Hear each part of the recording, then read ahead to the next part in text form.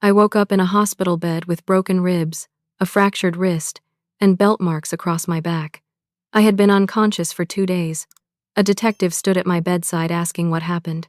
My mother and brother were in the waiting room, crying, playing the role of concerned family. But I remembered everything. I remembered the belt coming down again and again. I remembered begging. I remembered my mother's voice saying, "Be grateful we even feed you." And I remembered deciding that this time, I wouldn't stay silent. My name is Francesca, and I am 28 years old. When Detective Sharon Walsh asked me to explain what happened, I didn't know where to start. How do you summarize a lifetime of being invisible, of being the family punching bag, of wondering why you were never good enough? But I tried. I told her everything.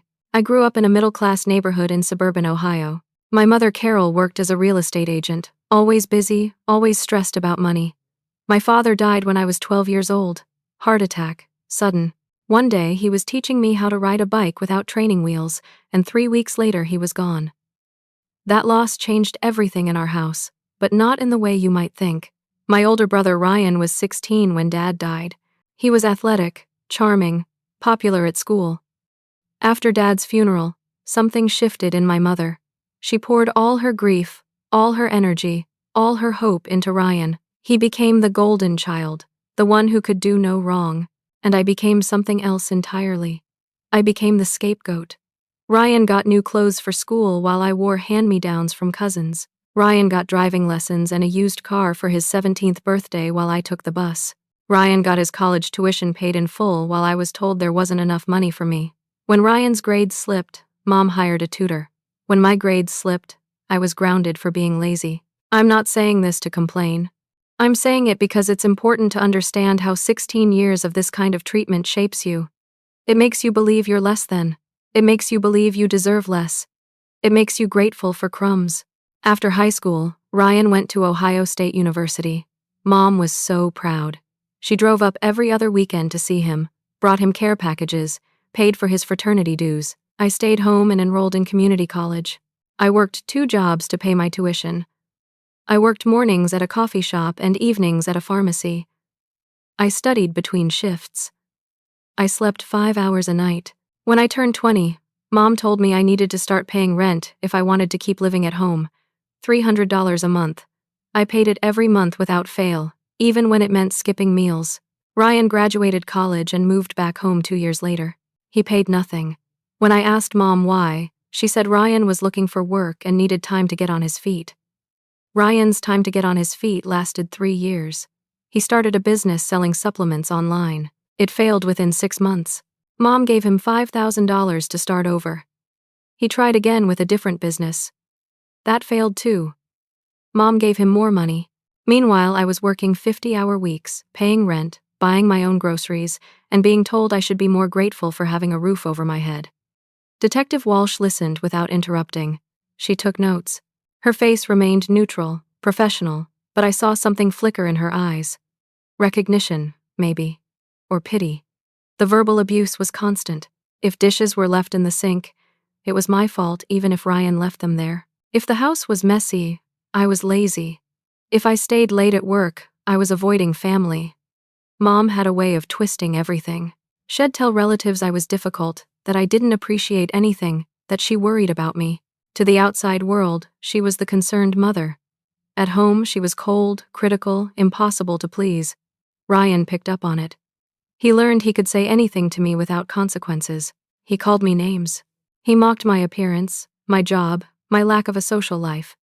When I started dating Marcus 3 years ago, Ryan told me I was lucky anyone would want me. Mom laughed. I stayed because I didn't know I could leave. I stayed because I loved them despite everything. I stayed because some broken part of me still hoped that one day they'd see me, really see me, and love me back. I stayed because I was tired and broke and couldn't imagine where else I'd go. 2 months ago, Ryan moved back home again. His 3rd business had failed. He was 32 years old, unemployed, angry at the world, and drinking heavily. The verbal abuse escalated. He started pushing me, shoving me against walls when Mom wasn't looking. Once, he grabbed my arm so hard he left bruises. I started wearing long sleeves even in summer. I also started documenting everything. I kept a journal hidden in my car. I wrote down dates, times, what was said, what was done. I took photos of bruises. I saved text messages. I printed emails.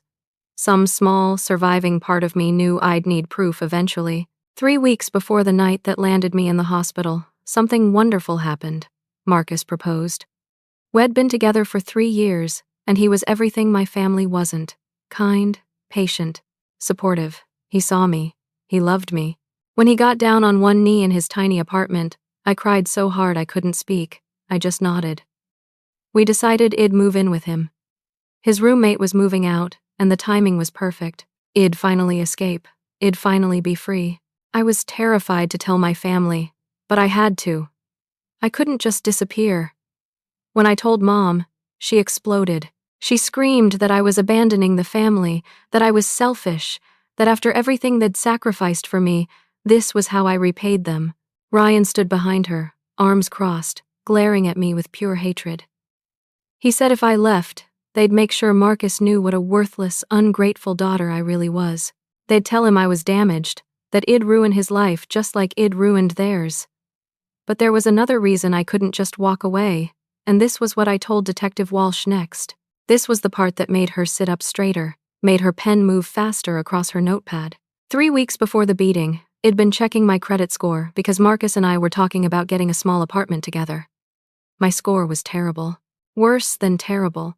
I had $63,000 in debt across 7 credit cards. Cards I'd never opened.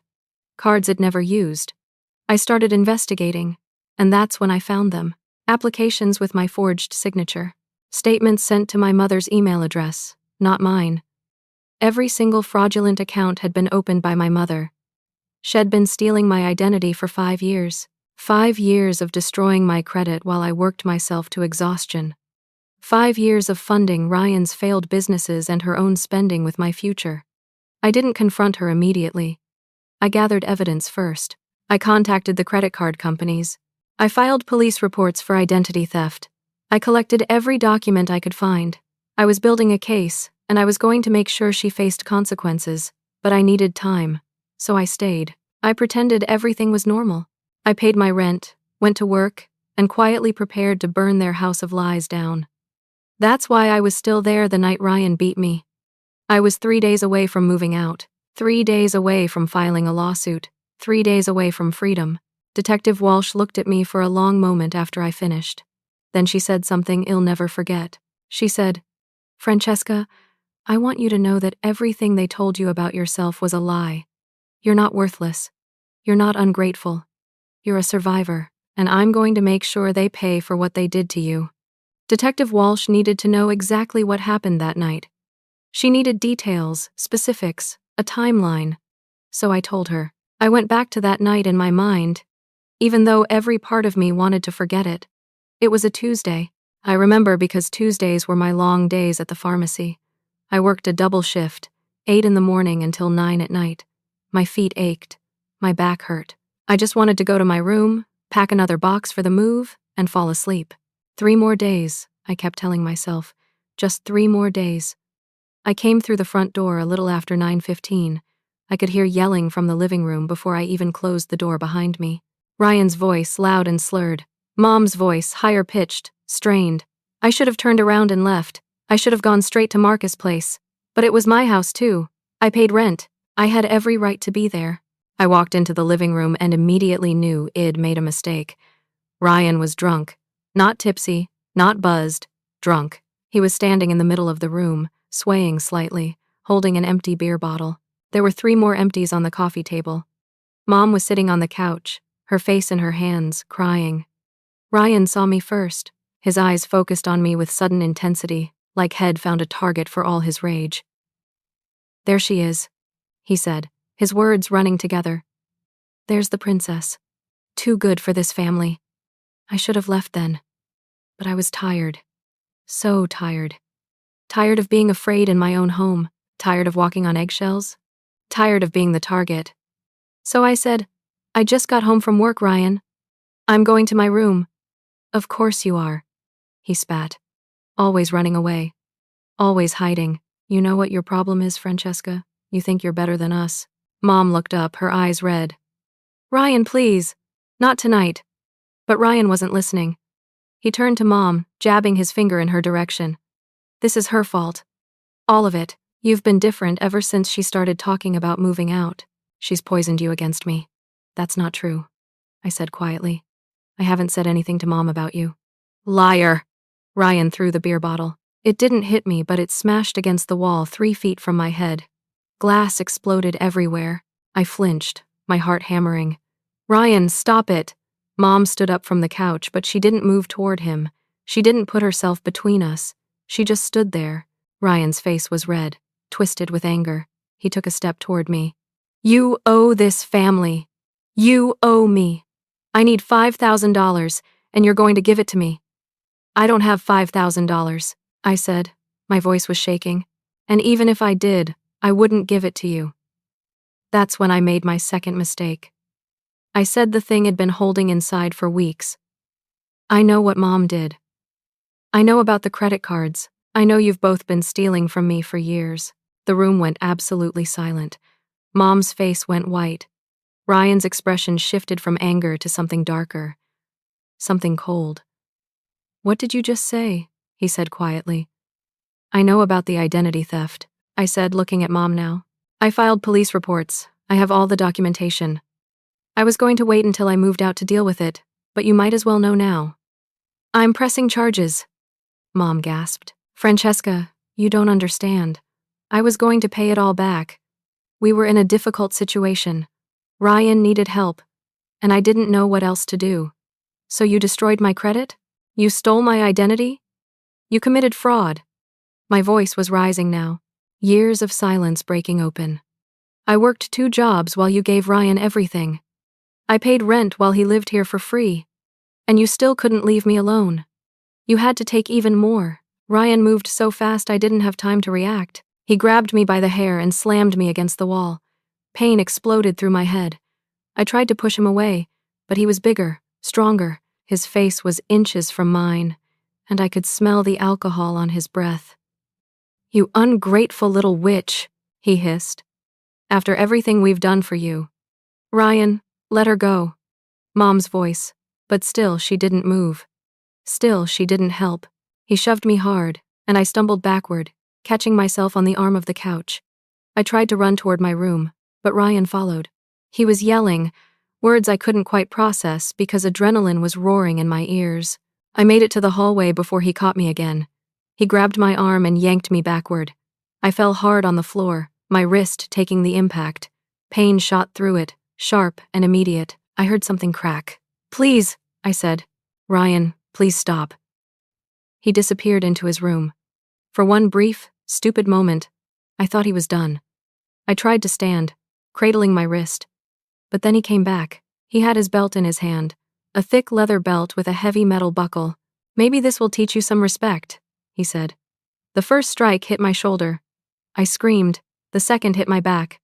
I curled into a ball on the floor, trying to protect my head, my stomach. The belt kept coming down. My back, my arms, my legs. The buckle caught my ribs, and something inside me crunched. I was begging now, crying, begging, pleading for him to stop. I looked up and saw Mom standing in the hallway, just standing there, watching. Mom, I gasped. Mom, please, help me. And this is the moment I'll remember for the rest of my life. This is the moment worse than all the physical pain. My mother looked at me, tears streaming down her face, and she said, maybe this will teach you some gratitude. Be grateful we even feed you. Be grateful you have a family. Her words hit harder than the belt. The betrayal, the cruelty of it, shattered something fundamental in me. I stopped begging. I stopped pleading. I just curled tighter and waited for it to end. Ryan hit me 3 more times, then my vision started to blur. The pain was everywhere and nowhere. I felt myself fading, consciousness slipping away like water through my fingers. The last thing I heard before everything went dark was Mom's voice, sharp and clear, saying, "We need to call an ambulance." Our daughter fell down the stairs. Even as I lost consciousness, even as everything went black, I understood what was happening. She was already lying, already protecting Ryan, already erasing what they'd done to me. And in that moment, in that last second of awareness, I made myself a promise. If I survived this, I would tell the truth. I would make sure everyone knew what happened. I would make sure they paid. I woke up 2 days later in the hospital. Everything hurt. My body felt like one giant bruise, like it'd been hit by a truck. Breathing hurt. Moving hurt. Existing hurt. A nurse was checking my IV when my eyes opened. She smiled, a gentle smile, and said, "Welcome back, sweetheart. You gave us quite a scare." I tried to speak, but my throat was dry. She gave me ice chips, helped me sit up just slightly. The room was dim, quiet except for the beeping of machines. And then I saw her, Detective Sharon Walsh, sitting in a chair by the window. She was in her 50s, with short gray hair and sharp eyes that seemed to see everything. She stood when she saw I was awake. "Francesca," she said, her voice kind but professional. "I'm Detective Walsh. I've been waiting to talk to you. Are you up for answering some questions?" I nodded. My voice came out as a whisper. "What happened? You were brought in 3 nights ago with severe injuries. Your family said you fell down the stairs, but the medical staff flagged your case because your injuries aren't consistent with a fall. You have belt marks across your back, defensive wounds on your forearms, and bruising that suggests you were held down." Francesca, this looks like domestic violence. Tears filled my eyes. Someone believed me. Someone saw the truth. "It was my brother," I whispered. "He beat me with his belt." My mother watched. Detective Walsh moved closer, pulling out a notepad. "I need you to tell me everything. Take your time. Start wherever you feel comfortable." So I told her. I told her about the abuse, the scapegoating, the credit card fraud, the threats when I said I was moving out. I told her about the journal I kept in my car with 16 months of documentation. I told her about the night Ryan beat me, about the belt, about my mother's words. I told her everything. Detective Walsh listened. She took notes, but mostly she just listened. When I finished, she said, "Your car is still at your mother's house. I'm going to get a warrant to retrieve your journal and anything else that might be evidence. Francesca, I want you to know that what happened to you was assault. It was abuse. And it was a crime. Are you willing to press charges?" "Yes," I said without hesitation. "Yes, I want to press charges." She nodded. "Good. It's going to be a process, and it won't be easy. Your family will likely get lawyers. They'll try to discredit you, but I believe you, and we're going to build a strong case." After Detective Walsh left, I was alone with my thoughts for about 10 minutes. Then the door burst open and Marcus rushed in. His eyes were red, his face pale. He looked like he hadn't slept in days. "Francesca," he breathed, coming to my bedside. He took my hand carefully, like he was afraid it'd break. "Oh my God, Francesca. I just found out. The hospital finally tracked me down. Your mom never called me. Why didn't she call me?" "Because she's lying about what happened," I said. My voice was stronger now. "She told everyone I fell down the stairs. She and Ryan are covering it up." Marcus' expression shifted from relief to fury. "What actually happened?" I told him. I watched his face as I spoke, watched horror and rage and grief play across his features. When I got to the part about my mother's words, he started crying. "I should have known," he said. "I should have seen how bad it was. You always downplayed it when you talked about your family. I should have pushed harder. I should have gotten you out of there." "You couldn't have known," I said. "I hid it from you. I was ashamed. I thought I was handling it. I want to go there right now," Marcus said, his voice shaking with anger. "I want to confront them. I want to make them pay for what they did to you." "Don't," I said quickly.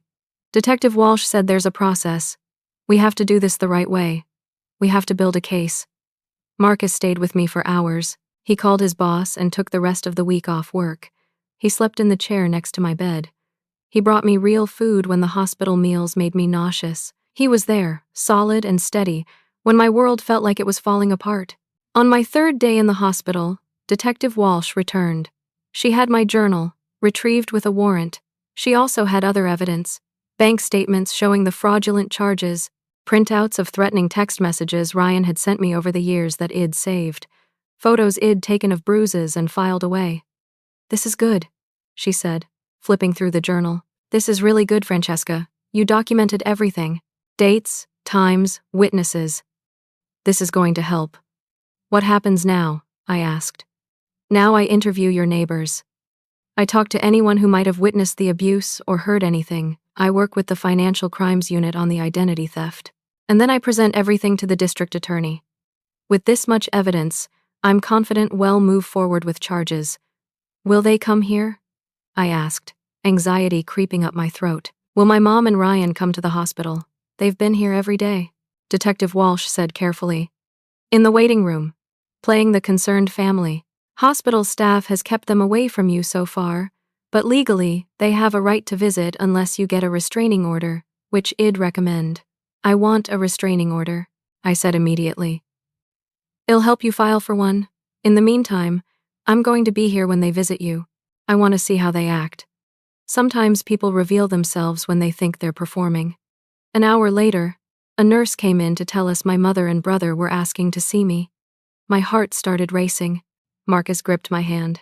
Detective Walsh positioned herself near the door, notebook in hand but trying to look casual. Let them in, I said, my voice steadier than I felt. The door opened. Mom came in first, her face a mask of concern. She was wearing a conservative dress, her makeup carefully applied. Behind her, Ryan followed, head shaved, dressed nicely. They both looked like grieving family members. Oh, sweetheart, Mom said, rushing to my bedside. Tears were already streaming down her face. Thank God you're awake. We've been so worried. You scared us so much. Ryan stood at the foot of the bed, his expression carefully neutral. How are you feeling, sis? I stared at them. The performance was flawless. If I didn't know better, if I hadn't lived through what really happened, I might have believed them. I'm alive, I said flatly. Mom reached for my hand, but I pulled away. She didn't seem to notice or pretended not to. The doctors said you're going to be okay. You'll need physical therapy for your wrist, but you'll heal. We're just so grateful. Tell me what happened, I said, keeping my voice even. Tell me how I got these injuries. Mom dabbed at her eyes with a tissue. You fell down the stairs, honey. Don't you remember? It happened so fast. Ryan tried to catch you, but you tumbled before he could reach you. Is that what happened, Ryan? I asked, looking directly at him.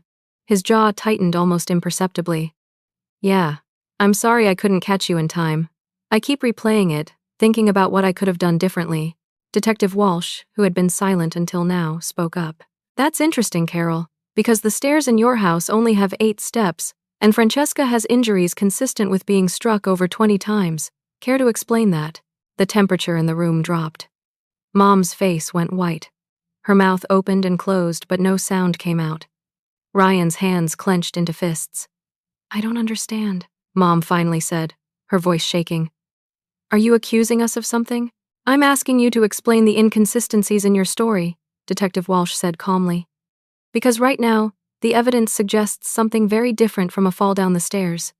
Ryan took a step forward. This is ridiculous. We don't have to stand here and be accused of something we didn't do. We're her family. We love her. Do you? I asked quietly. Do you love me, Ryan? Is that why you beat me with your belt while Mom watched? The mask slipped. For just a second, pure rage flashed across Ryan's face. Then he caught himself, forced his expression back to neutral. I don't know what you're talking about. You must have hit your head in the fall. You're confused. I'm not confused, I said, my voice growing stronger. I remember everything. Every word, every strike, everything. Mom started crying harder. Francesca, please, don't do this. We're family. Family works things out together. Don't let outsiders destroy what we have. You already destroyed it, I said. You destroyed it years ago. Detective Walsh stepped forward. I think it's time for you both to leave. And I should inform you that you're both under investigation. I'd recommend you speak to lawyers. Mom's face crumpled. Investigation? For what? Our daughter fell and now she's making up terrible stories. She's always been dramatic. Mom, I'm going to ask you to leave now, Detective Walsh said, her voice firm. Ryan grabbed Mom's arm. Come on, let's go. She's made her choice. As they walked toward the door, Mom turned back. I hope you know what you're doing, Francesca. I hope you can live with yourself after you destroy this family. I can live with myself, I said. The question is, can you? After they left, I started shaking. Marcus held me while I cried, not from pain, but from the sheer emotional weight of confronting them, of saying the truth out loud. of watching their performance crumble when faced with evidence. Detective Walsh put her notebook away. That was good, Francesca. That was really good. They incriminated themselves just now. Carol tried to manipulate you into staying quiet, and Ryan showed his temper. This is all going to help. Over the next few days, the investigation unfolded quickly. Detective Walsh interviewed my neighbors. Mrs. Patterson, the elderly woman who lived next door, told police she'd heard Ryan screaming and things breaking on multiple occasions over the past 2 months. Another neighbor, a younger couple with a baby, said they'd seen me with bruises before and had offered help, which Id declined out of fear. Detective Walsh also worked with Marcus to go through my laptop. We found emails between me and credit bureaus where I'd been disputing the fraudulent charges for weeks. There were also saved voicemails from Mom, manipulative, guilt-tripping messages about family loyalty, about how I was breaking her heart, about how ungrateful I was. With every piece of evidence, the case grew stronger, and with every piece of evidence, I felt a strange mixture of vindication and grief. Vindication because someone finally believed me. Grief because my family, broken as it was really and truly ending. On my 5th day in the hospital, Detective Walsh came to my room with news that changed everything. Francesca, she said, sitting down beside my bed. Ryan has been arrested, has been charged with felony assault causing serious bodily injury. But there's more. When we executed the search warrant at your mother's house, we found something in Ryan's room. What? I asked, my heart pounding. A lockbox. Inside were your birth certificate, social security card, passport, and copies of all the fraudulent credit card applications, with your mother's handwriting on them, which confirms the identity theft. Oh my God! Marcus breathed from his chair. But that's not all, Detective Walsh continued, her expression grim. We also found dozens of photos of you. Photos taken without your knowledge. You sleeping. You in the bathroom, taken through a crack in the door. You changing clothes. Francesca, your brother had been secretly photographing you for what looks like years. I felt sick. The room spun. Marcus grabbed my hand, his grip tight and grounding. There's more, Detective Walsh said gently. We found a notebook. In it, Ryan had written detailed violent fantasies about hurting you, about punishing you for, quote, thinking you're better than us. Francesca, the beating wasn't a spontaneous act of rage. It was premeditated. Had been planning to hurt you. I couldn't speak, couldn't process. My brother, who I'd grown up with, who I'd once looked up to, had been planning to hurt me, had been secretly watching me, photographing me, fantasizing about violence against me. We're adding stalking charges and unlawful surveillance charges to his case, Detective Walsh said. And your mother is being charged as well. Identity theft, fraud, and for her role in the assault. She witnessed it. She participated by intimidating you, and then she conspired to cover it up. She's being arrested, I asked, my voice hollow. She was arrested this morning, Detective Walsh confirmed. She's being held pending bail hearing. Francesca, we've built a strong case. A very strong case. What they did to you was criminal, and they're going to be held accountable. I should have felt triumphant. I should have felt vindicated. Instead, I just felt exhausted. The family I'd spent 28 years trying to earn love from was gone, not because they loved me and circumstances tore us apart, but because they never loved me at all. And now the whole world would know it. I was released from the hospital after 8 days. My body was healing, slowly.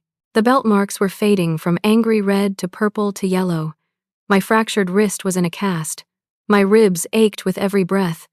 But the physical pain was manageable. It was the emotional pain that threatened to swallow me whole. Marcus took me to his apartment. His roommate had already moved out, so we had the place to ourselves. It was small, a 1-bedroom apartment in a building that had seen better days, but it felt safe. No one here would hurt me. No one here would tell me I was worthless. That first night, I couldn't sleep. Every time I closed my eyes, I saw Ryan with the belt. I heard my mother's voice. Be grateful we even feed you. I'd wake up gasping, my heart racing, convinced someone was in the room. Marcus would hold me, rock me, remind me I was safe. But safety felt like a foreign concept. The next morning, Marcus made an appointment for me with a therapist. Dr. Ellen Foster specialized in trauma, particularly family trauma. Her office was warm, filled with soft lighting and comfortable furniture. She was in her 40s, with kind eyes and a gentle voice. "Francesca," she said during our first session, "what you experienced wasn't just physical abuse, it was years of psychological abuse. You were the scapegoat in what we call a narcissistic family system. Your mother likely has narcissistic personality disorder, and your brother was either the golden child or has similar narcissistic traits. They needed someone to blame, someone to project their failures onto. That was you." Hearing it explained, hearing that there were actual terms for what it experienced, was both validating and devastating. "Why me?" I asked. "Why was I the scapegoat?" Dr. Foster leaned forward. "It's never about you, it's about them. Scapegoats are often chosen because they're empathetic, because they're strong enough to survive the abuse, or sometimes for reasons as arbitrary as birth order or gender. But I want you to understand something crucial. Everything they told you about yourself was a lie. You're not worthless, you're not ungrateful, you're not too sensitive or dramatic. You were a child, and then a young woman, trying to survive in an environment that was fundamentally toxic." I cried through most of that first session, but I also felt something shift inside me, a small crack in the wall of shame I'd built around myself. Maybe, just maybe, I wasn't the problem. Maybe I never had been. While I was beginning therapy, the legal case against my mother and Ryan was moving forward. Detective Walsh called every few days with updates. Ryan was in jail, unable to make bail because of the severity of the charges and the evidence of premeditation. Mom had made bail after 2 days, thanks to money from her savings, but she wasn't allowed to contact me. That didn't stop her from trying through other people. My phone rang constantly. Relatives I hadn't heard from in years suddenly wanted to talk. Most of the calls followed the same pattern. Initial concern for my health, then a gentle suggestion that maybe I was overreacting, then outright pressure to drop the charges. My Aunt Linda called 3 days after I left the hospital. "Francesca, honey, I heard what happened. How are you feeling?" "I'm healing," I said carefully. "That's good. Listen, I know things got out of hand, but family is supposed to forgive. Your mother is devastated. She raised you alone after your father died. Don't you think you owe her something?" "She committed identity theft," I said, my voice flat. "She stole over $60,000 using my name. She watched Ryan beat me and did nothing. What exactly do I owe her?" "She made mistakes," Aunt Linda said. "But you're going to send your own mother to prison?" "Francesca, that's cruel." I hung up. I blocked her number. I blocked half a dozen relatives over the next week. Some were genuinely concerned but misguided. Others were flying monkeys, as Dr. Foster called them. People recruited by the narcissist to do their dirty work. But not everyone abandoned me. My cousin Harper called. She was 2 years younger than me, and we'd been close as kids before life pulled us in different directions. "Francesca," she said, her voice thick with emotion, "I always saw how differently they treated you. I'm so sorry I never said anything. I'm so sorry I didn't help." "You were a kid too," I said. "I'm not a kid now," Harper said firmly, "and I want to help. If you need someone to testify, if you need someone to verify what you went through, I'll do it. I saw things. At family gatherings, holidays, I saw how your mom talked to you versus how she talked to Ryan. I saw it, and I'll say so in court if you need me to." I cried after that call. Good tears. For once. Tears of relief that someone from my family actually saw me, believed me, supported me. 2 weeks after I left the hospital, I met with the prosecutor assigned to my case. Assistant District Attorney Jennifer Hayes was in her late 30s, sharp and intense. Her office was cluttered with case files, and she moved with the efficient energy of someone who had too much work and not enough time. "Francesca," she said, shaking my hand firmly, "I've reviewed your case. The evidence is strong, very strong. Both defendants are facing serious charges. Ryan is looking at multiple felonies. Your mother is facing identity theft, fraud, and accessory to assault." "What does that mean?" I asked. "What kind of sentences?" "If convicted, Ryan could face 6 to 10 years in prison. Your mother, 3 to 5 years plus restitution of all fraudulent debts. But here's the thing." Jennifer leaned back in her chair, studying me. "Their lawyers are already talking about plea deals. They want to negotiate down, avoid trial. What I need to know is, are you prepared to go to trial if necessary? Are you prepared to testify, to have your life examined, to face your mother and brother in court? I thought about it, really thought about it. Going to trial meant reliving the trauma publicly. It meant being cross-examined, having defense attorneys try to discredit me. It meant the possibility, however small, that a jury might not believe me. But it also meant justice. It meant standing up and saying, "What you did to me was wrong, and I won't be silenced." "Yes," I said. "I'm prepared. I want to go to trial. I want them to face consequences." Jennifer smiled, a fierce, approving smile. "Good. Then let's build an airtight case." Over the next few weeks, I existed in a strange limbo. My body continued healing. I went to physical therapy for my wrist. I saw Dr. Foster twice a week.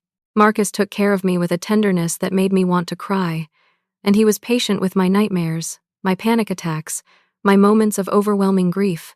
I also started the long process of rebuilding my credit. With the police reports and evidence of fraud, the credit card companies began reversing the charges. It would take time, months, or even years, but the $63,000 in debt slowly started disappearing from my credit report. Marcus and I talked about the future, about getting married, about finding a place together, about building a life that was ours. Those conversations felt surreal, like planning a life I never thought I'd have. A life where I was loved, where I was safe, where I mattered. But there was still the trial looming, still the knowledge that I'd have to face them again, that I'd have to speak my truth in front of a room full of strangers. 2 weeks before the preliminary hearing, something happened that changed everything again.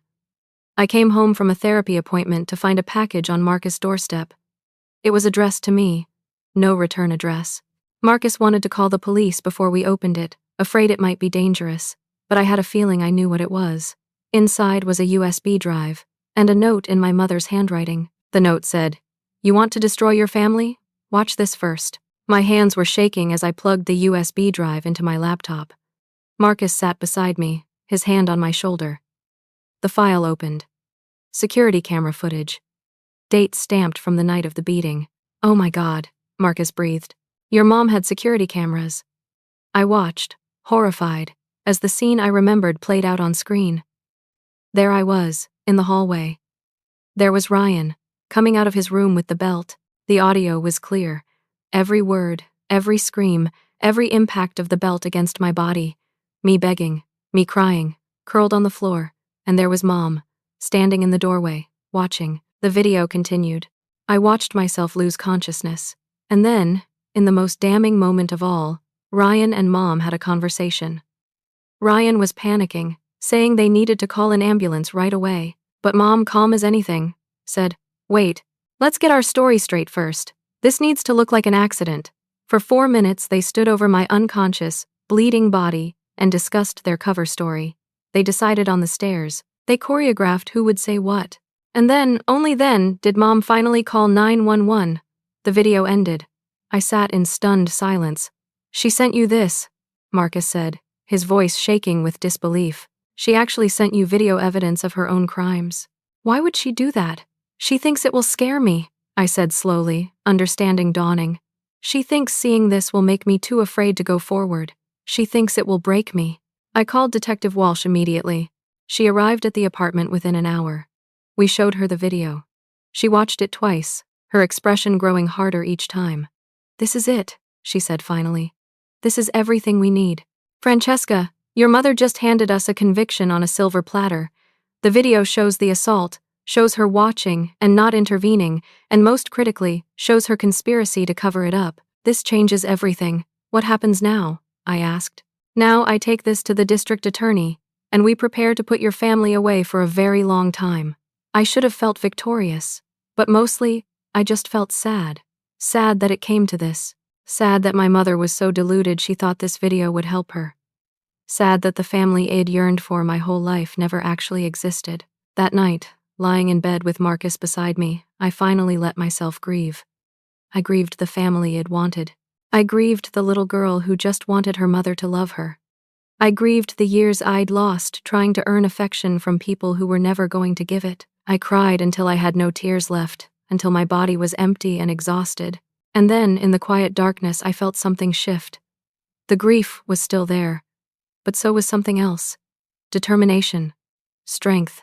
The knowledge that I'd survived the worst they could do to me, and I was still here. Still fighting. Still standing. The next morning, Detective Walsh called with news. Carol had been arrested again, this time with no bail. The video evidence was too damning. She was charged with additional counts: conspiracy, obstruction of justice, and witness tampering for sending me the video in what prosecutors argued was an attempt to intimidate me into silence. Ryan, already in jail, had additional charges added to his case. The prosecutor was now pursuing this as aggravated assault with premeditation, which carried a much longer sentence. Their cases were separated. Ryan's lawyer had immediately tried to distance his client from Carol, arguing that Ryan was under the influence and didn't know what he was doing. Carol's lawyer tried to paint her as a victim of circumstance, a mother caught between two fighting children. Neither story held water against the mountain of evidence. I moved through those weeks like I was underwater. Everything felt muffled, distant. I went to physical therapy. My wrist was healing. I went to therapy with Dr. Foster. My mind was healing, slower. I existed in Marcus' apartment like a ghost, trying to figure out who I was without the weight of my family's expectations and abuse. Dr. Foster helped me understand what I was experiencing. It's normal to feel lost, she said during one session. Your entire identity was built around trying to earn love from people who were incapable of giving it. Now that you're free from that, you have to discover who you actually are. It's disorienting, but it's also an opportunity. Who am I? I asked. I don't even know. You're someone who survived, Dr. Foster said gently. You're someone who worked 2 jobs while putting herself through school. You're someone who documented abuse because you knew one day you'd need proof. You're strong, Francesca. Stronger than you know. Now you get to discover what else you are. Slowly, I started to piece myself together. I realized I liked painting. I'd stopped as a teenager because Mom said it was a waste of time, but Marcus bought me art supplies and I started again. I realized I liked quiet mornings with coffee and a book. I realized I liked cooking, something I'd never had time for when I was working constantly. Small pieces of myself, buried under years of survival mode, began to emerge. The family, meanwhile, was imploding. Carol tried to reach me through anyone she could find. She sent letters from jail, which I didn't read. Marcus intercepted them, read them himself to make sure there were no threats, then turned them over to Detective Walsh. He told me they were all the same. Manipulation, guilt trips, claims that I was destroying the family. Some relatives cut me off completely, convinced I was lying or exaggerating. They called me cruel, vindictive, ungrateful. I blocked their numbers and deleted their emails. Dr. Foster called it the missing reasons phenomenon. These people didn't want to examine the evidence or hear my side. They wanted to maintain the illusion of family harmony, even if it meant sacrificing me. But others reached out with support. Harper called regularly. Shed started going to therapy herself, processing her own experiences growing up adjacent to my family's dysfunction. She told me stories I'd never heard, times when Shed witnessed the way they treated me and felt uncomfortable but didn't know what to do. I remember this one Christmas, Harper said during a call. You were maybe 15. Your aunt gave Ryan this expensive watch, and she gave you a gift card to Target for $20. And your mom didn't say anything. She just accepted it like that was normal. I remember thinking it was weird, but I was a kid. I didn't know how to articulate that it was wrong. I remember that Christmas. I said, I used the gift card to buy Mom a present because I didn't have money for one. Harper was quiet for a moment. Then, God, Francesca, I'm so sorry. I'm so sorry we all just let it happen. 3 weeks before the trial, I received a call from Jennifer Hayes, the prosecutor. Francesca, I need to tell you something. Ryan's lawyer approached us. Ryan wants to take a plea deal. My heart skipped. What kind of deal? Hell, plead guilty to felony assault. In exchange, drop the stalking and surveillance charges. Hez looking at 6 years in prison with the possibility of parole after 4, mandatory anger management and counseling, and a permanent restraining order preventing him from ever contacting you again. What about my mother? Carol is refusing to negotiate. She maintains she did nothing wrong. Her lawyer is preparing to go to trial. What do you think I should do? I asked. About Ryan's plea. Jennifer was quiet for a moment. Honestly, I think 6 years is a fair sentence given the circumstances. It holds him accountable, it gets justice for you, and it removes the risk of a trial where anything could happen. But this is your decision, Francesca. You're the victim here. What do you want? I thought about it. I thought about Ryan, my brother, who'd have been given every advantage and used it to become someone cruel.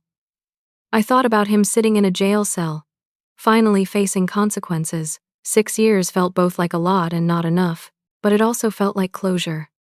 I'll accept the plea, I said. As long as the restraining order is permanent, I never want to see him again. Done, Jennifer said. 3 days later, I sat in a courtroom for Ryan's sentencing hearing. It was smaller than I expected, less dramatic than courtrooms on television. Ryan was brought in wearing an orange jumpsuit, hands cuffed. He looked thinner, older. When his eyes met mine, he looked away quickly. The judge, a stern woman in her 60s, reviewed the plea agreement. Then she asked if Ryan wanted to make a statement. Ryan stood. His voice was quiet but clear. I want to say I'm sorry to my sister. What I did was wrong. I was drunk and angry, but that's not an excuse. I hurt someone I was supposed to protect. I'm sorry. It felt rehearsed, lawyer coached, but at least it was something. Some acknowledgement of what had done. The judge sentenced him to 6 years in prison. Ryan was led away without looking at me again. Outside the courtroom, Jennifer put a hand on my shoulder. One down, she said. Now we prepare for your mother's trial. Carol's trial was scheduled for 3 months later. Jennifer explained that it would be more complex. We had overwhelming evidence, but Carol's lawyer was trying to paint a different picture. A grieving widow, a struggling mother, someone who made mistakes but didn't deserve prison. Has going to try to make you the villain, Jennifer warned. Has going to suggest you're vindictive, that you're blowing things out of proportion, that you're after money or attention. You need to be prepared for that. I was terrified. But I was also determined. It'd come this far. I wasn't backing down now. In the months leading up to trial, I focused on healing. My wrist came out of the cast. Physical therapy helped me regain strength and mobility. The belt marks faded to faint scars, barely visible. My credit score slowly climbed as the fraudulent accounts were removed. Marcus and I got engaged. He proposed quietly, at home, with no fanfare.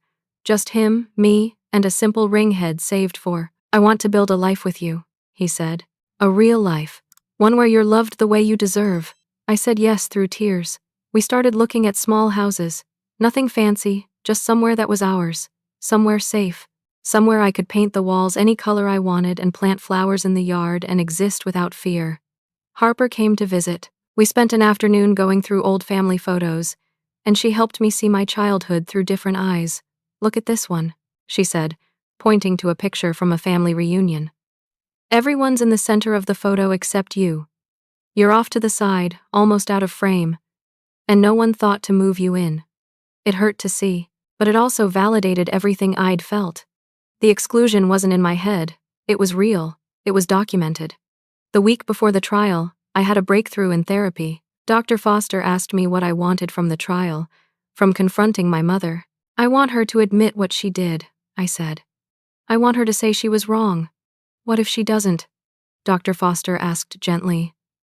What if she never admits it? What if she goes to her grave believing she was the victim? I sat with that possibility. It hurt. But then I realized something. Then I'll still survive. I said, I don't need her to validate my reality. I know what happened. Detective Walsh knows. The prosecutors know. The jury will know. Her admission would be nice, but I don't need it to move forward. Dr. Foster smiled. That's growth, Francesca. That's real, significant growth. The night before the trial, I couldn't sleep. Marcus held me, and we talked about the future.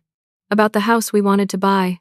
About maybe getting a dog. About simple, normal things that felt miraculous after everything had been through. Tomorrow is going to be hard, Marcus said. But you're going to get through it. And I'll be right there with you. I know, I said. And I did know. For the first time in my life, I had someone in my corner. Someone who believed me, who loved me, who wouldn't abandon me no matter what. I fell asleep around 3 a.m, and when I woke up, it was time to face my mother in court. The courthouse was an imposing building, all granite and glass. I walked up the steps with Marcus on one side and Detective Walsh on the other. Reporters were there, cameras flashing. The case had gotten media attention. Local mother accused of watching son assault daughter. The headlines read, "Identity theft case leads to shocking family violence revelations." I kept my head down and walked inside. The courtroom was larger than the one where Ryan had been sentenced. The gallery was packed. I saw Harper sitting in the front row, offering me an encouraging smile. I saw neighbors who'd agreed to testify. I saw journalists with notebooks. And I saw Carol. She sat at the defense table wearing a conservative navy dress, her hair styled perfectly. She looked smaller than I remembered. Older. When our eyes met, she looked at me like I was a stranger. Like I was the one who'd betrayed her. Jury selection had happened the week before. 12 people, strangers, would decide if my mother would go to prison. The trial was expected to last 2 weeks. Jennifer Hayes stood at the prosecution table, organized and confident. Carol's lawyer, a man named Richard Brennan, sat beside Carol. He was in his 50s, expensive suit, the kind of lawyer you hire when you have money and want to win. The judge entered, and everyone stood. Judge Margaret Sullivan was known for being fair but tough. She'd presided over criminal cases for over 20 years. "The state of Ohio versus Carol Ann Montgomery," the bailiff announced. "Case number 2024-4789. Jennifer gave her opening statement first. She was compelling, laying out the case methodically. She described the abuse I'd suffered, the credit card fraud, the night of the beating, and Carol's role in all of it. She promised to show evidence, to bring witnesses, to prove beyond a reasonable doubt that Carol was guilty. Then Richard Brennan gave his opening statement. And just as Jennifer had warned, he tried to flip the narrative. "Ladies and gentlemen," he said, walking slowly in front of the jury box. "This case is about a family tragedy. It's about a mother who lost her husband young and did her best to raise 2 children alone. It's about a son who made a terrible mistake while intoxicated. But most of all, it's about a daughter who is angry, who feels neglected, and who has chosen to destroy her family rather than work through their problems." I felt my face flush. Marcus reached over and squeezed my hand. Brennan continued, "Yes, Carol Montgomery made mistakes. Yes, she took out credit cards in her daughter's name. But she did it because she was drowning financially. She was trying to keep a roof over their heads. She was trying to support a son struggling to find his footing. Were those the right choices? No. But do they make her a criminal deserving of prison? We don't believe so. And we believe the evidence will show that Francesca Montgomery is exaggerating and distorting events because she wants revenge." The first day of trial was devoted to establishing the facts of the case. Jennifer called the emergency room doctor who'd treated me the night I was brought in. Dr. Rashid testified about my injuries: fractured wrist, 3 cracked ribs, extensive bruising, belt marks across my back and arms. "In your medical opinion," Jennifer asked, "were these injuries consistent with a fall down the stairs?" "No," Dr. Rashid said firmly. The pattern of injuries suggested repeated strikes with an object. The belt marks were unmistakable. The defensive wounds on her forearms indicated she'd been trying to protect herself. This was not a fall. Brennan tried to poke holes during cross-examination. "Isn't it possible she fell, struck something repeatedly on the way down, and the injuries just happened to look like they came from an object?" "No," Dr. Rashid said. "I've treated hundreds of fall victims. This was not a fall." The second day, Jennifer called Detective Walsh. She walked through the investigation, the evidence collected, the interviews with neighbors. She introduced my journal into evidence, and excerpts were read aloud to the jury. March 14th, Detective Walsh read, "Ryan shoved me into the kitchen counter today because I asked him to help with dishes. Mom saw but said nothing. I'm tired of being afraid in my own home." April 2nd, Ryan threatened to hurt me if I moved out. He said he'd make sure Marcus knew what a burden I am. Mom told me I was being dramatic. May 9th, found out about the credit cards today. Over $60,000. I don't know how to fix this. I don't know how to get out. Several jurors were taking notes. A few looked visibly upset. Jennifer then introduced the evidence from Ryan's lockbox, the fraudulent credit card applications with Carol's handwriting, the photos Ryan had taken of me, the notebook with his violent fantasies. "Detective Walsh," Jennifer asked, "was Carol Montgomery aware of what was in her son's room?" "Yes," Detective Walsh said. During her initial interview, before she lawyered up, she admitted she'd seen some of the photos. She said she thought Ryan was just keeping pictures of his sister. She claimed she didn't know about the notebook. The third day was the hardest for me. Because the third day, they played the video. The courtroom went completely silent as the footage played on two large screens. Every moment was there. Ryan coming at me with the belt, me on the ground begging, the strikes, my screams, Carol standing in the doorway, arms crossed, watching. And then the conversation afterward. Ryan panicking. Carol calm and collected, saying, "Wait, let's get our story straight first." 4 minutes of them discussing their cover story while I lay unconscious and bleeding. When the video ended, the silence in the courtroom was absolute. Several jurors were crying. One woman in the front row had her hand over her mouth, tears streaming down her face. The judge's expression was granite. I looked at Carol. She was pale, staring at her hands. Even Brennan looked shaken. Jennifer let the silence hang for a moment. Then she said, "Your Honor, the prosecution rests." The defense started their case the next day. Brennan called character witnesses for Carol, people who said she was a good mother, a hard worker, someone who'd struggled after her husband's death but always tried her best. An old friend testified that Carol had been under tremendous stress. A former coworker said she'd always spoken lovingly about both her children. But the video was damning. No amount of character testimony could erase what the jury had seen. Brennan tried a different tactic. He called a psychologist who testified about financial stress and poor decision-making. He tried to paint the credit card fraud as desperation rather than malice. But Jennifer dismantled that during cross-examination. "Doctor, if someone is in financial distress, wouldn't the moral choice be to ask for help rather than commit identity theft against their own child?" "Well, yes, ideally," the psychologist admitted. On the 6th day of trial, I was called to testify. I'd been dreading this moment, preparing for it with Jennifer, going over every possible question, but still terrified. I was sworn in, my hand on the Bible, my voice shaking slightly as I promised to tell the truth. I sat down, and Jennifer approached. "Francesca," she said gently, "I know this is difficult, but I need you to tell the jury about your relationship with your mother." So I did. I told them everything.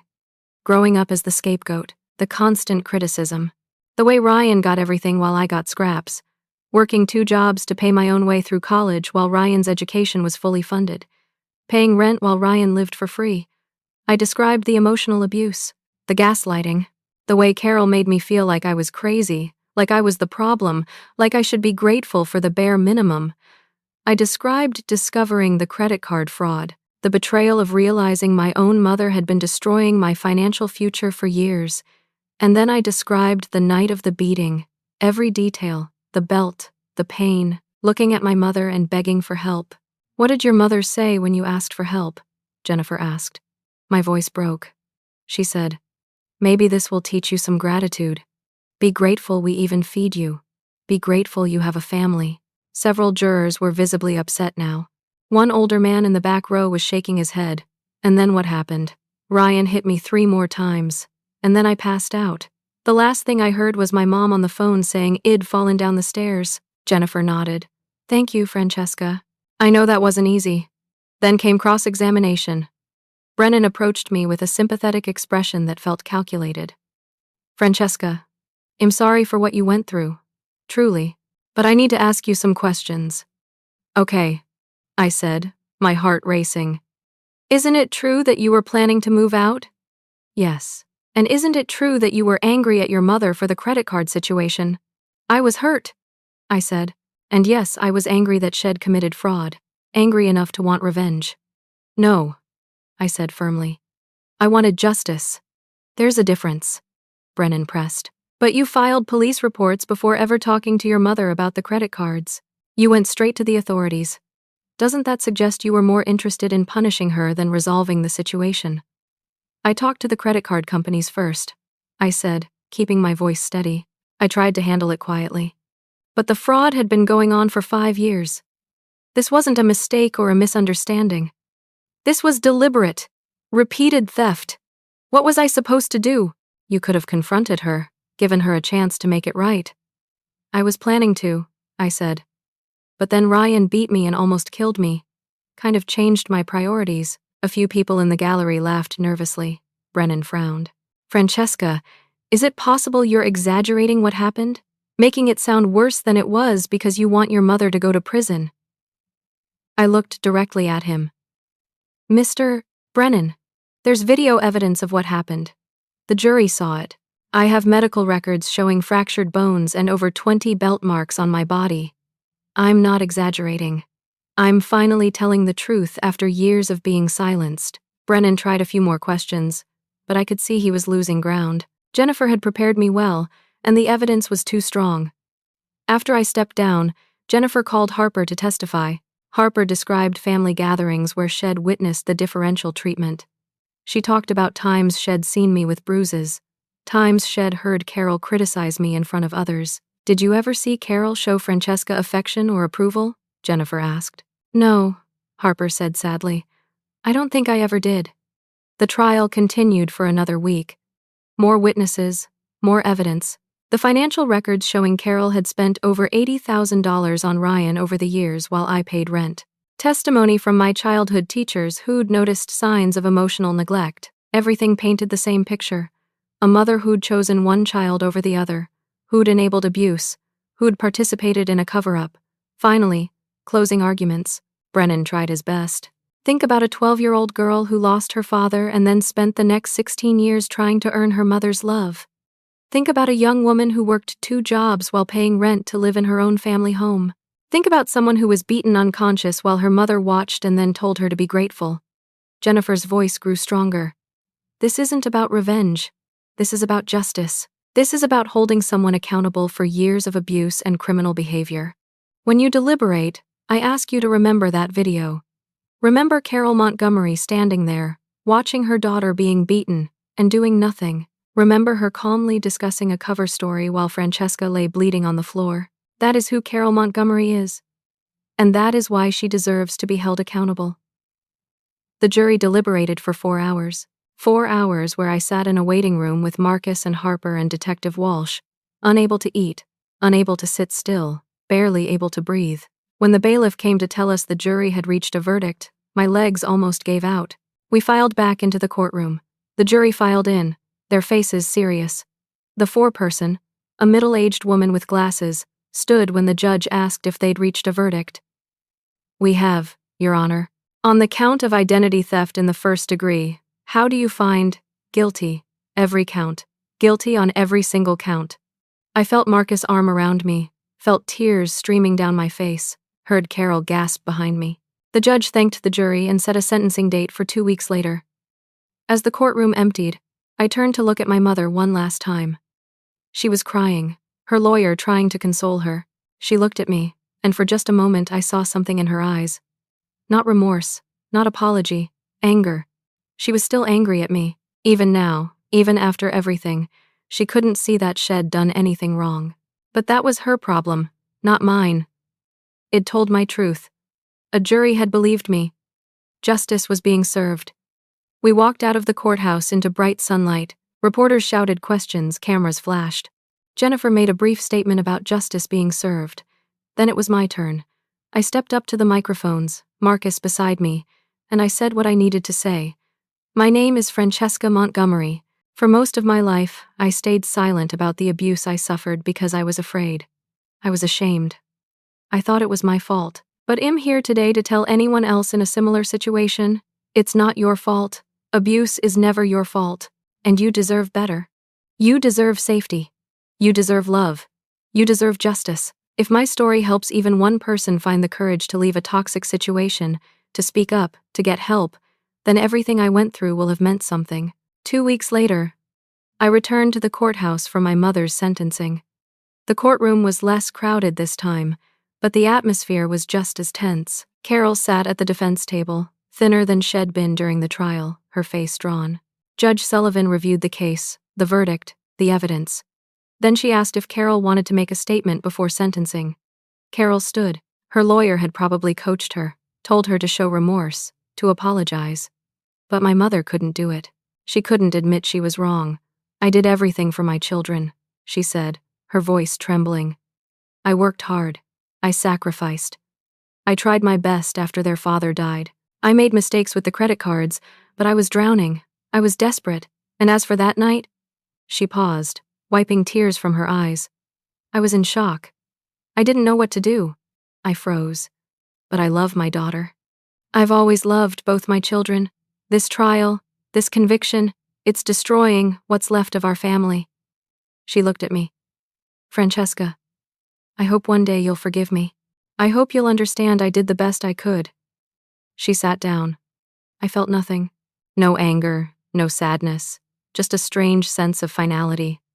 She still didn't get it. She probably never would. Judge Sullivan's expression was stony. Miss Montgomery, I've presided over many cases in my career. I've seen people make mistakes. I've seen people act out of desperation.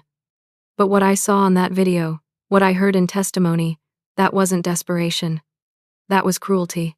That was a pattern of abuse and neglect spanning years. You had multiple opportunities to protect your daughter. You chose not to. You chose to enable your son's violence. You chose to participate in a cover-up. And even now, you refuse to take real responsibility for your actions. The judge paused. The court sentences you to 4 years in prison on the identity theft and fraud charges, to run concurrently. An additional 2 years for child endangerment and accessory to assault, to run consecutively. Total sentence, 6 years. You will also be required to pay full restitution of all fraudulent debts, which the court calculates at $63,217. Upon release, you will be subject to 5 years of supervised probation, and you are permanently barred from contacting the victim, Francesca Montgomery. 6 years. It felt like both a lifetime and not nearly enough. But it was justice. Real, tangible justice. Carol was led away by bailiffs. She didn't look at me, didn't say anything. She was gone, and I was free. Outside the courthouse, Marcus pulled me into a hug. Harper was crying happy tears. Detective Walsh shook my hand firmly and said, "You did good, kid. You did real good." Jennifer Hayes gave me her card and told me to call if I ever needed anything. "You're strong," she said. "Don't forget that." The media attention faded after a few weeks. I gave one interview to a local newspaper about domestic abuse and family dynamics, hoping my story might help others recognize the signs of scapegoating and narcissistic abuse. Then I stepped back from the spotlight. I wanted to heal privately. Marcus and I found a small house in a quiet neighborhood 30 minutes from where I grew up. It had 2 bedrooms, a tiny yard, and the best feature of all, it was ours. No one could tell me I didn't belong there. No one could make me feel unwelcome in my own home. We got married 3 months after the trial. It was a small ceremony in a park. Just us, Harper, a few close friends, and Marcus' family, who'd welcomed me with open arms. I wore a simple white dress. Marcus cried when I walked toward him. We exchanged vows, wed-written ourselves. I promised to build a life with him based on honesty, kindness, and mutual respect. He promised to always see me, to always value me, to always protect the safety we'd built together. There was no one there from my family of origin. Ryan was in prison. Carol was in prison. And I was fine with that. The family I'd chosen, the family I'd built, was all around me. I continued therapy with Dr. Foster. The work was hard, unpacking decades of abuse and conditioning.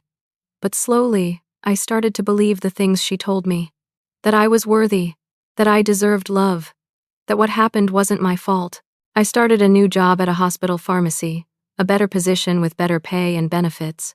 My coworkers were kind, normal, people who treated me with respect. I made friends. I went to lunch with people. I laughed. My credit recovered slowly but surely.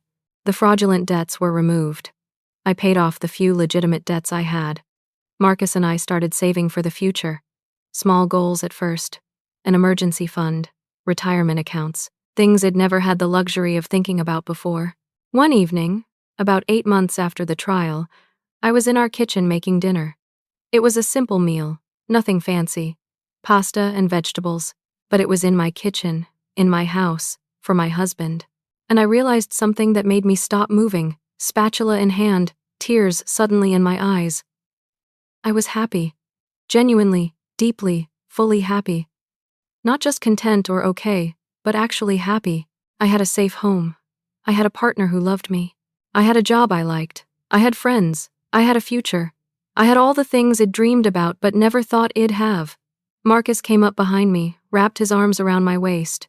"You okay?" he asked. "Yeah," I said, smiling through tears. "I'm really okay." I still thought about my mother and brother sometimes, usually late at night, when old patterns of guilt tried to resurface. Part of me still grieved the family I'd wanted, the mother I'd needed, but I'd learned something crucial through therapy and through this whole experience. I'd learned that family isn't just about blood. Family is about the people who show up for you, the people who believe you, the people who love you not because they're obligated to, but because they choose to. Marcus was family. Harper was family. Dr. Foster, in her own way, was family that helped me survive, that helped me heal. It also learned that some people are incapable of the kind of love and self-reflection required for healthy relationships. My mother couldn't acknowledge her role in the abuse because doing so would shatter her self-image. Ryan couldn't take responsibility because he'd been taught his whole life that he was special, above consequences. That wasn't about me. It never had been. I just happened to be the person they chose to scapegoat. Understanding that didn't erase the pain, but it did free me from the burden of thinking I could have somehow earned their love if only I'd tried harder, been better, done more. The truth was, nothing I did would have changed them. The only thing I could change was myself, my situation, my future. The biggest lesson I learned was about my own voice. For 28 years I'd been silent. I'd accepted mistreatment because I didn't think I had the right to object. I'd swallowed my pain because I thought speaking up would make me ungrateful or difficult. But when I finally used my voice, when I finally said, "This is wrong, and I won't accept it anymore," everything changed. My voice in that hospital room, telling Detective Walsh the truth. My voice in the courtroom, refusing to be silenced by cross-examination. My voice to reporters, saying abuse is never the victim's fault. My voice mattered, my truth mattered, and speaking it, even though it was terrifying, had quite literally saved my life. 1 year after the trial, I did something I'd been thinking about for months. I started volunteering at a domestic violence shelter. Once a week, I'd go and talk to women and men who were trying to escape abusive situations. I'd share my story. I'd listen to theirs. I'd remind them they weren't crazy, they weren't overreacting, they deserved better. It was healing in a way I hadn't expected. Helping others helped me. Seeing people find their courage, watching them take those first scary steps toward freedom, it reminded me how far it'd come. I also started painting seriously. I turned the second bedroom in our house into a studio. I painted abstract pieces mostly, working through emotions I couldn't quite articulate with words. Bold colors, sharp lines, chaotic patterns that somehow resolved into something beautiful. Marcus hung my favorites around the house. Harper and I grew closer. Shed distanced herself from the rest of the family after the trial, unable to stomach their continued defense of Carol and Ryan. We had dinner every few weeks, went to movies, talked about everything and nothing. She was the sister I'd always needed. 2 years after the trial, I received a letter. It was from Ryan, forwarded through the prison system. Marcus wanted to throw it away immediately, but I said I wanted to read it. The letter was short. Ryan wrote that he'd been in counseling in prison, that he was starting to understand the harm he'd caused. He wrote that he was sorry, truly sorry, for what he'd done to me. He didn't make excuses. He didn't ask for forgiveness. He just said he was sorry and that he hoped I was okay. I read it twice. Then I put it in a drawer. I didn't respond. Maybe one day I would. Maybe I wouldn't. But the apology, inadequate as it was, felt like something. A small acknowledgement that what happened to me was real, was wrong. I never heard from my mother. Not directly, but I heard through relatives that she maintained her innocence, that she told anyone who would listen that I'd destroyed the family, that I was vindictive and cruel. It hurt less than I expected. By then, I'd accepted that she would never change, never apologize, never see me as anything but the problem. And that was okay. I didn't need her approval anymore. I didn't need her love. I'd found those things elsewhere, in healthier places, with people who actually valued me. 3 years after the trial, Marcus and I talked about starting a family of our own. The idea terrified me at first. What if I turned out like my mother? What if I repeated the patterns I'd grown up with? But Dr. Foster helped me work through those fears. "You're aware of the patterns," she said. You've done the work to heal from them. That awareness, that intentionality, that's what breaks the cycle. You won't be perfect. No parent is. But you'll be present. You'll be kind. You'll be the parent you needed. We decided to wait a bit longer, but knowing we were moving toward that future felt right. Felt hopeful. Looking back on everything I'd been through, from the years of abuse to the beating that nearly killed me, to the trial and its aftermath, I felt a strange mixture of emotions. Sadness for what I'd lost, grief for the family I'd never had, but also pride. Pride in myself for surviving, for finding the courage to speak up, for building a new life from the ashes of the old one. The belt marks had faded completely now. You couldn't see them unless you knew where to look. But the scars inside, those would take longer, maybe a lifetime, but they were healing. Slowly, steadily, they were healing.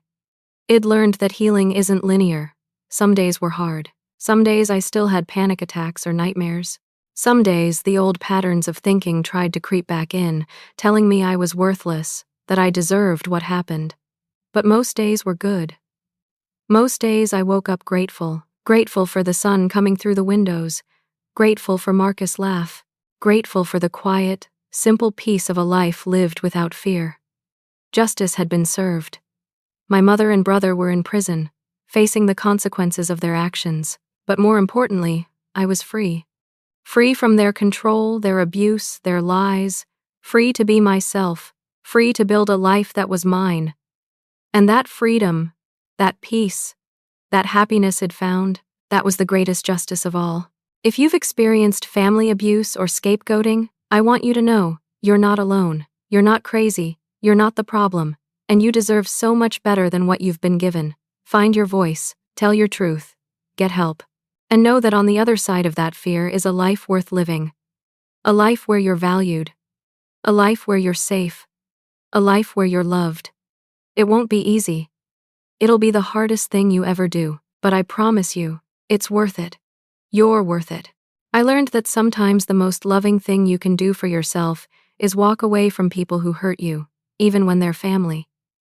I learned that real family doesn't require you to destroy yourself to earn their love. I learned that my voice mattered, that my truth mattered, that I mattered. The belt marks faded, but the strength I found, that's forever. So I ask you, have you ever had to make the impossibly difficult choice to walk away from family for your own survival? How did you find the courage, and what helped you heal? Please share your thoughts and experiences in the comments below. Your story might be exactly what someone else needs to hear today. If this story resonated with you or might help someone you know who's struggling, please like this video, subscribe to the channel for more stories of survival and resilience, and share it with others who might need encouragement. Every share could reach someone who desperately needs to know they're not alone. Thank you for listening to my story. Thank you for believing survivors. Thank you for being part of a community that supports healing and justice. I hope you find peace in your own journey, whatever that looks like. Be kind to yourself. You deserve it.